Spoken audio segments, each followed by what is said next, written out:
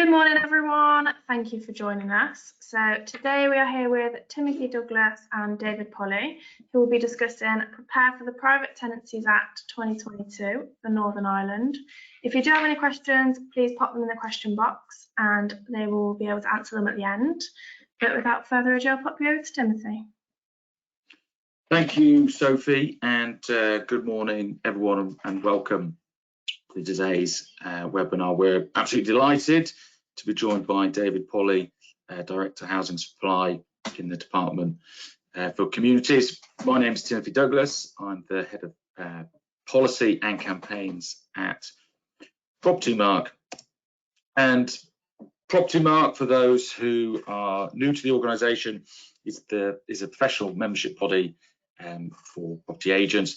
We've got over 17,000 members working across the UK, and these are from employers all the way up to business owners. And Propertymark plays an important role, an important function in terms of regulatory support to agents in the sector, ensuring agents are qualified, have client money protection, auditing of their accounts, and we carry out continued professional development requirement for all members.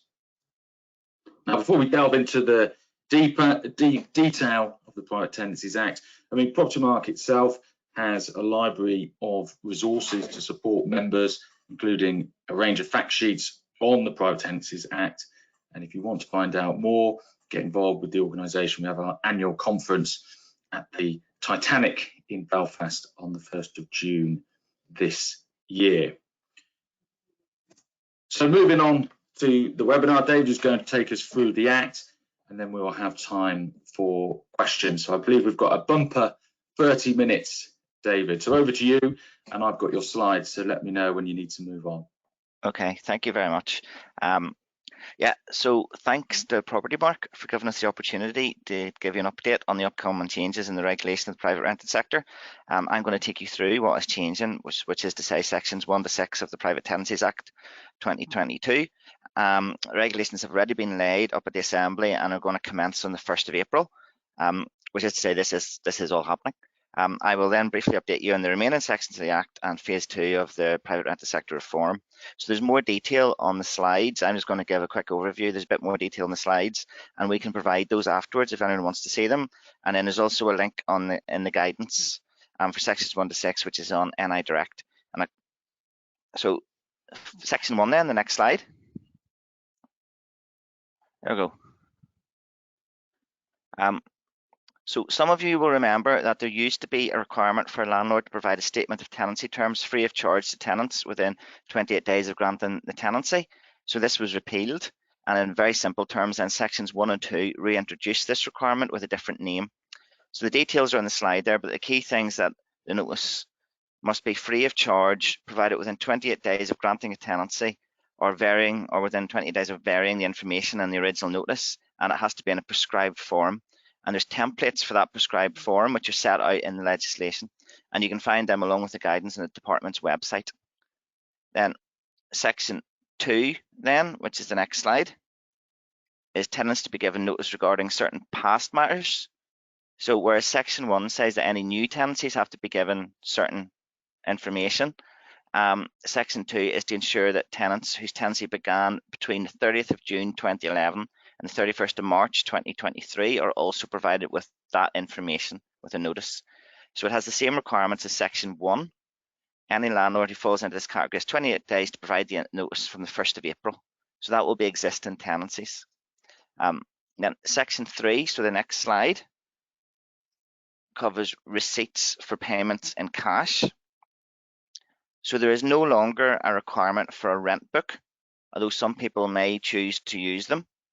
Landlords will instead be required to provide a written receipt free of charge for any cash payment made in relation to the granting, renewal or continuation of a tenancy.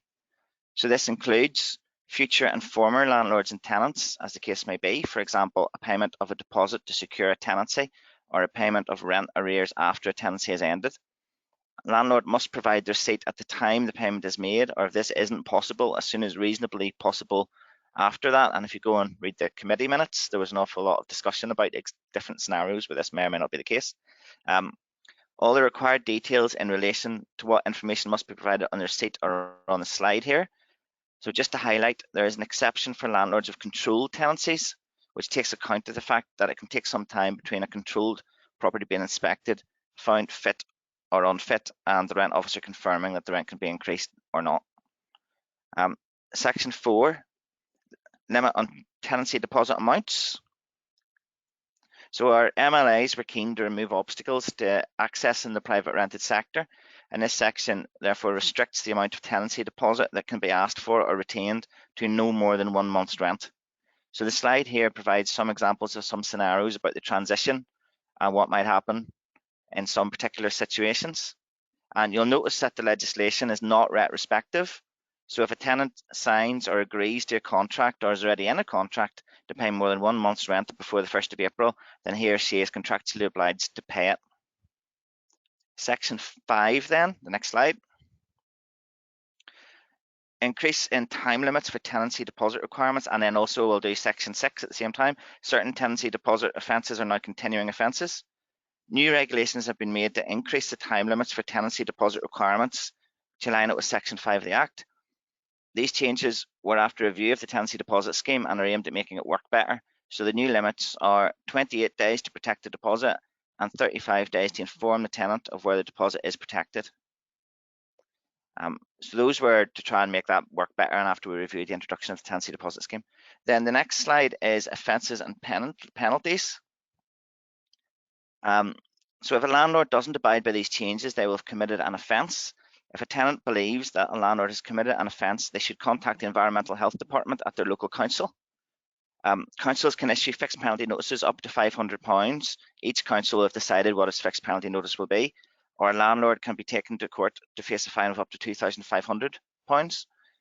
Some of the offences are continuing offences, so if 14 days after the first offence a landlord or their agent hasn't complied, they'll be guilty of another offence. And the court has powers to order any restitution of excess payment of more than 1 month's deposit back to the person who paid it.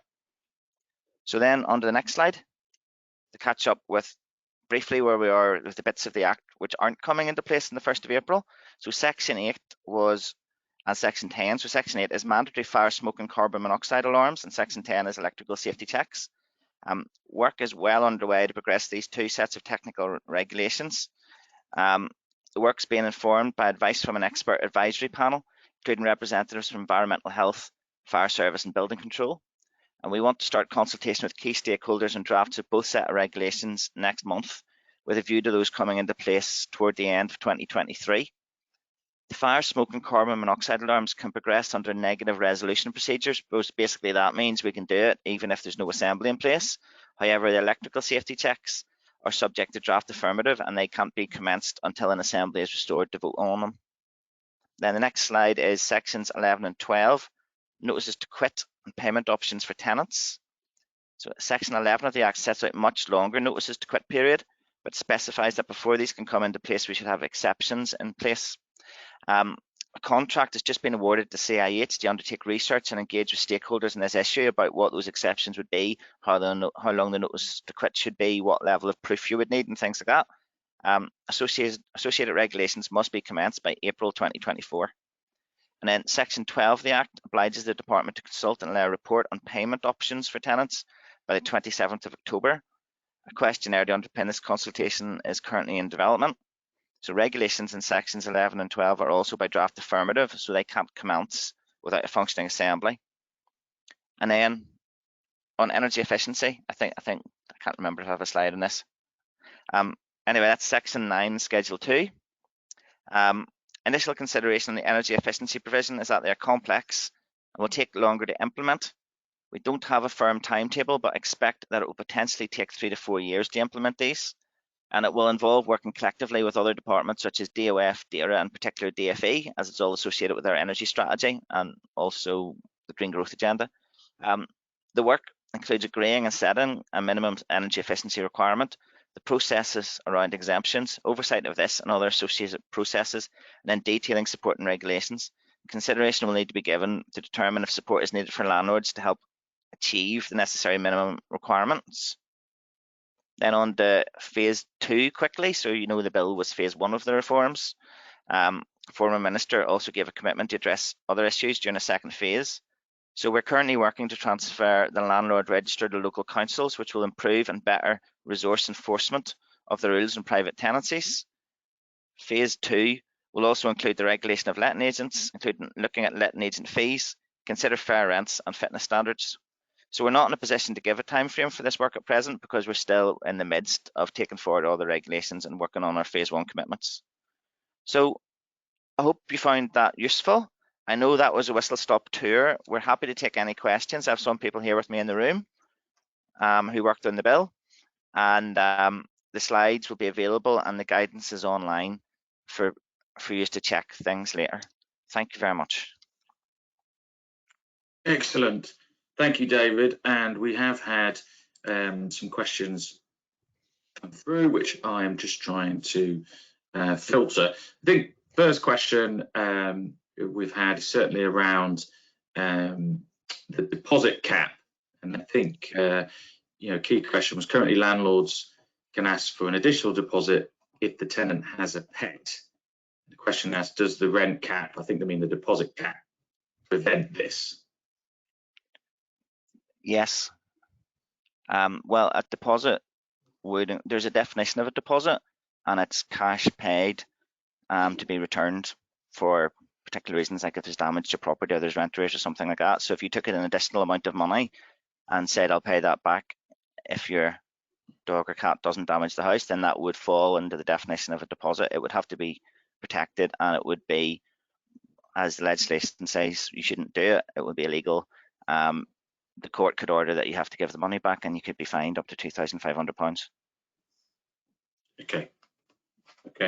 Thank you. And I think sticking with the deposit issue, the question was, I understand that in some instances a tenant can consent to the retention of a deposit that is higher than the cap. Is there any guidance as to the maximum this deposit can be, or when this would be appropriate? A tenant can't consent. A landlord can't ask a tenant to consent, and a tenant can't consent. There is a bit of the legislation, if you look at it, and it talks about consents, but what it's actually doing is covering off a situation where a landlord might have claimed that a tenant has consented, but it does this in order to say that the landlord can't do that. So the legislation is basically written in order to make sure it's not retrospective.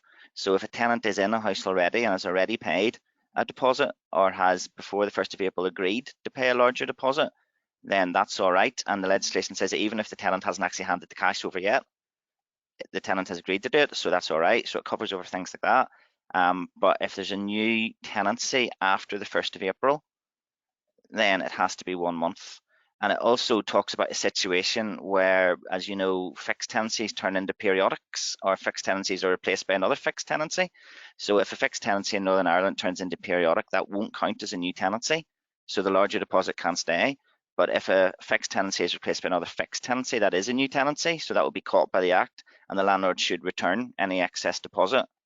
And it also talks about situations where a tenant might stay with the same landlord but move house.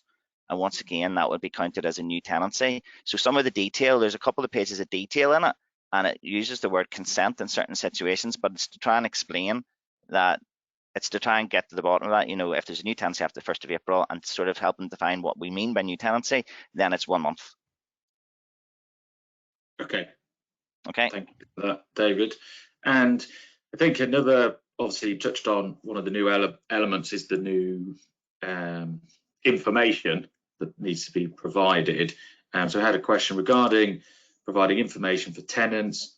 Can agents or landlords use pre-existing statement of tenancy terms for this, or do we have to issue information in the new forms regardless of whether the tenants have already received the same information before? Yeah. So the legislation says that if the tenants have received information that substantially meets the requirements, then that's all right, and you don't have to do it. You don't have to give them the pro forma again and repeat it. And what we mean by that was the previous model statement of tenancy terms. We would consider that meets the definition in the legislation of substantially meets requirements. So if the tenant has, we had a model tenancy. No, hang on, I'm being told. So this is for past matters. Okay, sorry. So this is for people in existing tenancies.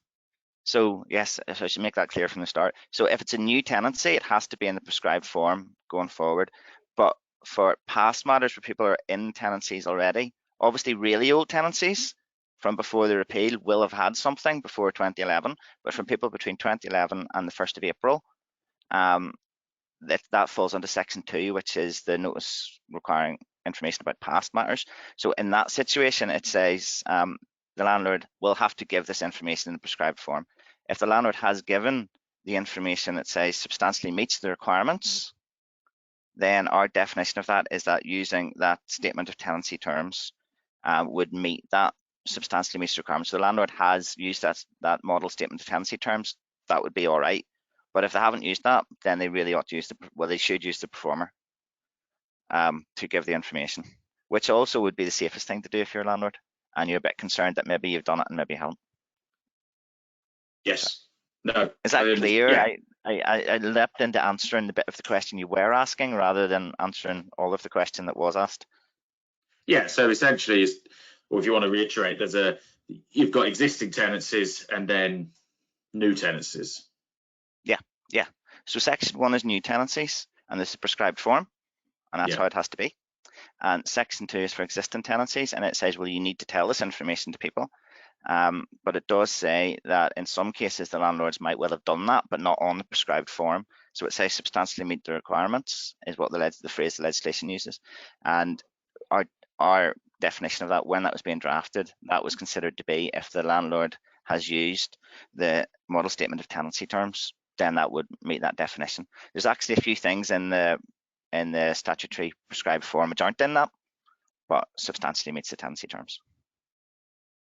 Okay, thank you, Dave, for that. And I think the sort of another question we've had, regarding providing information for tenants, are we allowed to add additional information onto the form as a statement of tenancy terms rather than providing the form and tenancy terms, which effectively creates duplicate information? So I think you potentially might have answered that one in the last question. I think there is a concern around duplicating information that's already been provided, but it depends on whether, I think, as you said, if it's a new tenancy or existing tenancy. But the forms must be used. Can any additional information be added to the forms?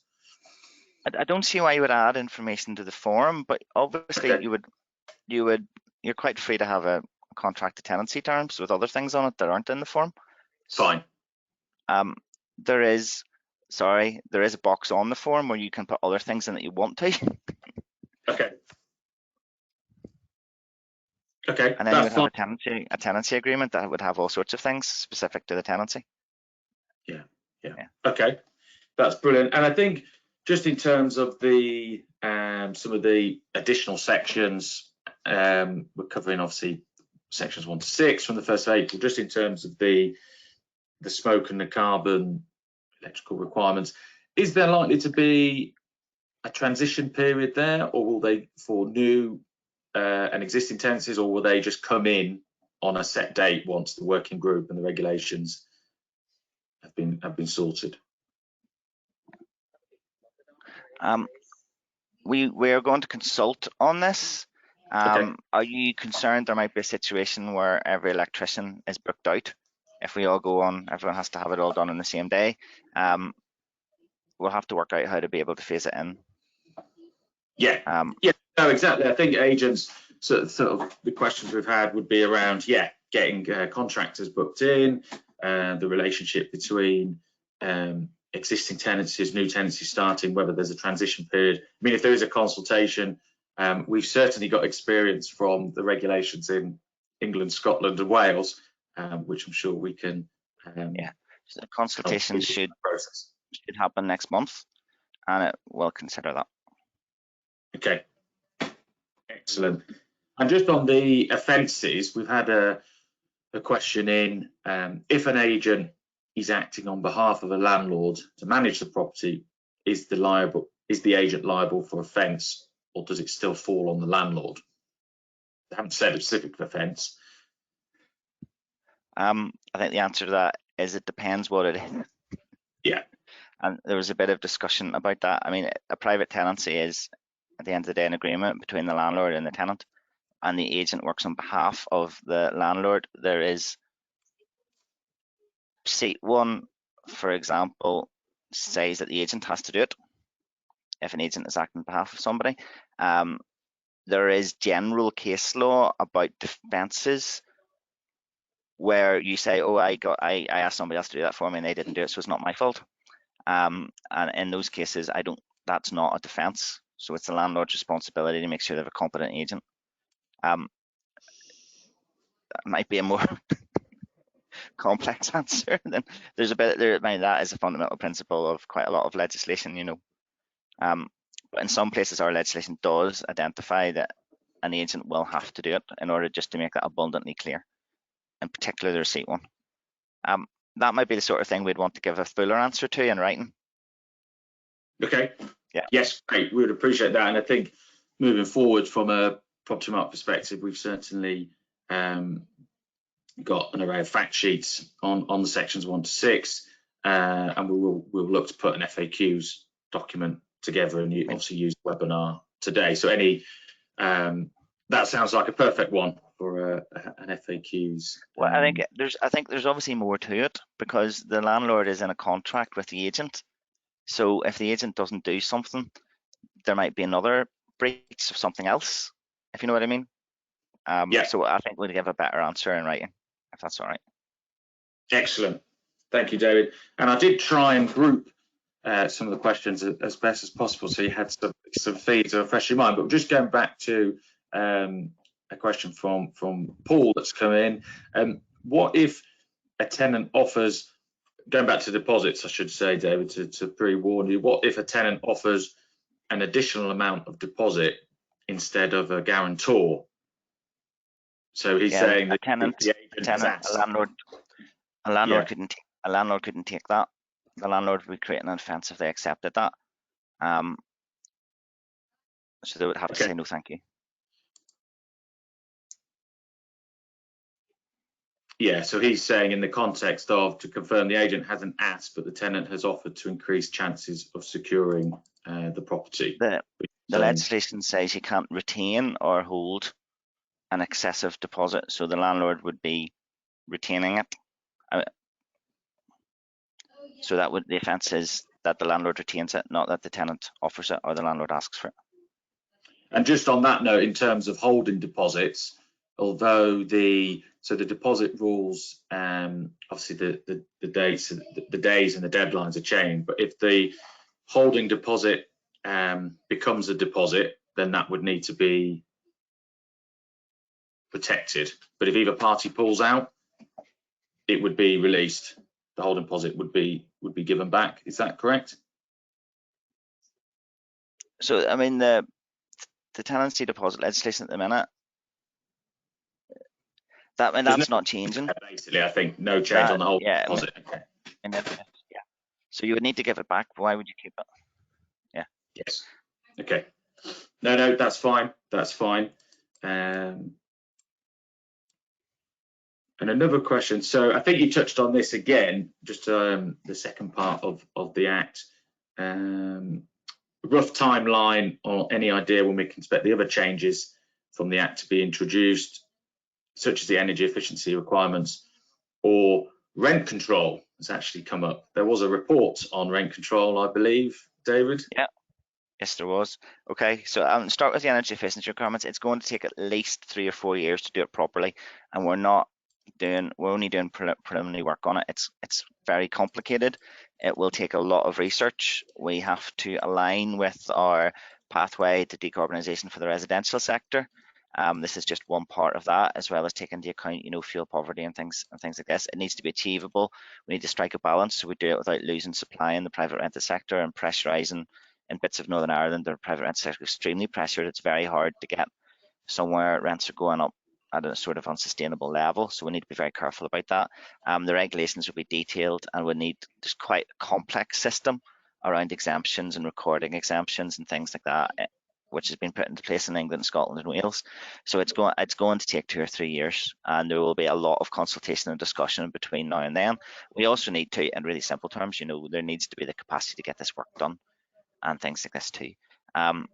on the rent control. So we published our report. The legislation gave us a duty to publish a report within 6 months on rent control, and we did that before Christmas. Then from a year after the day that that was published, the department has a power to do some rent controls, but obviously that's a very general power. And if you look at the legislation, it says things like, you know, you can do it in bits of Northern Ireland, but not all of it.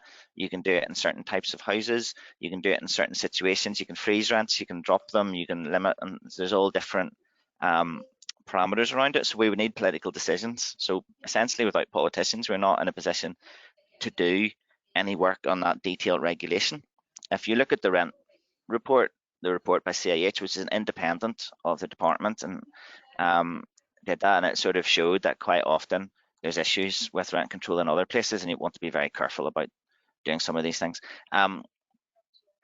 After a year, we lose that power.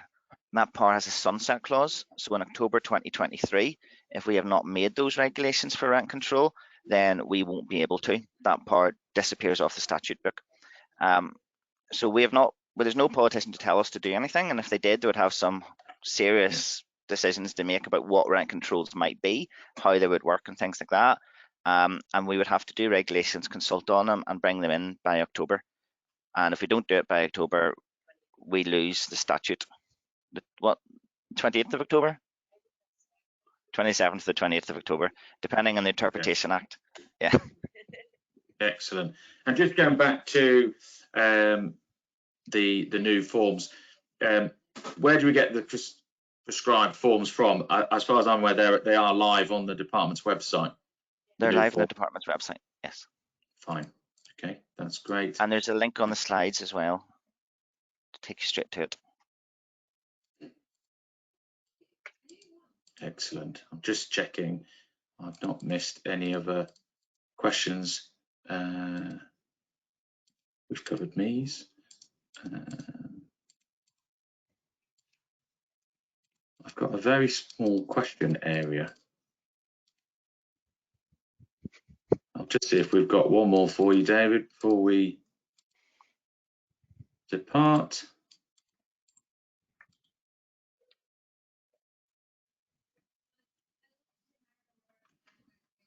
Yeah, I think the general, we've had quite a few questions on that, the new forms and the duplication of information, but I think we've covered that. I mean, we've had another question: are you allowed to accept a higher deposit if it is offered? I think you've no. Yeah, that's the new world going forward, which you've clarified. The prescribed forms are all live, and we've got links to them in the fact sheets.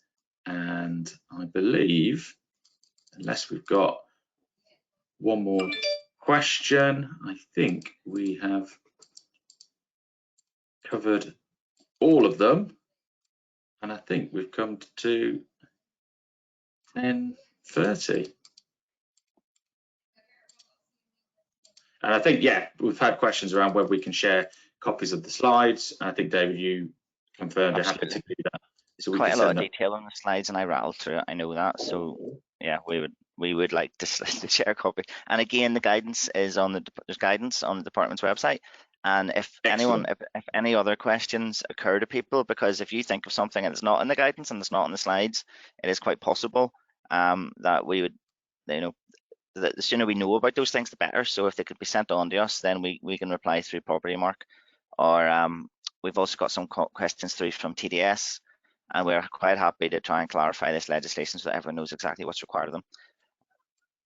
Excellent. Yeah, we will send out the slides to all attendees. Obviously, members of Propertymark have now got access to all of our fact sheets, and we've got a website in design which will house all this information. And if there are any questions from attendees, you can email policy@propertymark.co.uk, and we will liaise with David and get the answers back.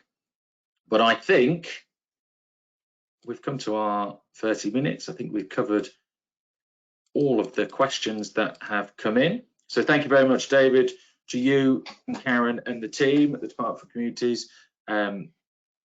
Excellent information, and we'll see you soon. Thank you very much. Thanks for this opportunity, and it's good to work with you all, and we hope that this goes well, the introduction of these new rules. Thank you. Great. Thank you all. Goodbye.